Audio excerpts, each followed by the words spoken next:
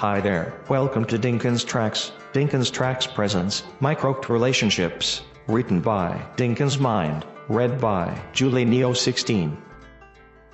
Corked should be the word used when it comes to relationship and being in relationships. But if you ask me, what is the most beautiful part of being in a relationship? Well, it's blank for me. Relationships have always been and will be a sort of emotional dump yard for both or either one. It might be true or false, but there is some sort of sacrifice in it. My experience in this area is off-balanced and worth not sharing. Maybe my partner or partners have been a bit demanding in these areas, but I could feel the real punch in my heart and the throb in my lungs for air and space every time. This is not a post-mortem of my relational world, but it's just a casual thought process for both the sexes, a reference point, so that when you are under the line of fire, there is always a safety switch in the enemy's gun you have access to. Majority of people in this world, to the best of my knowledge, like to be in a relationship and like to build a castle around them and live happily inside the castle premises. As this process takes a natural course, these spouses add siblings. Naturally, the mother gets busy nourishing and upbringing the siblings, and the father gets busy racing in time to find the needful supporting measures and accessories. A very small group of spouses does things together, and the rest of the group just happily fly around in search of the unknown. We shall deal with the first two types now and later with the unknown searchers. A particular bird species in the Papua New Guinea jungles of Oceania, that occupies the eastern half of the island of New Guinea, have a very unique way of finding its mates.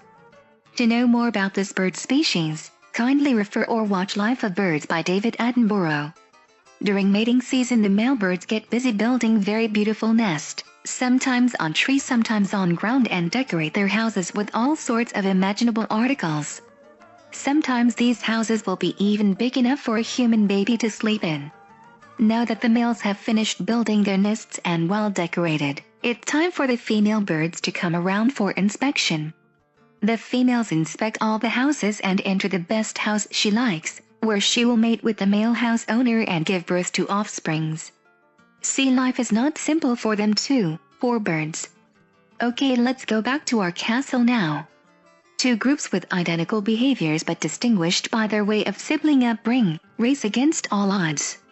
Most relationship researchers claim this period to be the turning point, if any, for the spouses.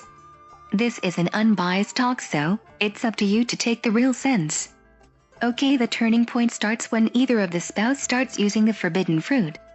Let's not inquire into why the fruit is consumed, as it's a very broad topic and outside the scope of this talk. Let's inquire the outcome after consuming the fruit. A very stressful and disturbing period for the spouse, and may even result in separation of both the parties. There are some smarties who are good in doing fraud and equally good in concealing it. Well, I salute them. They know how to live and find the best out of life. Now, the singles, unknown searchers group.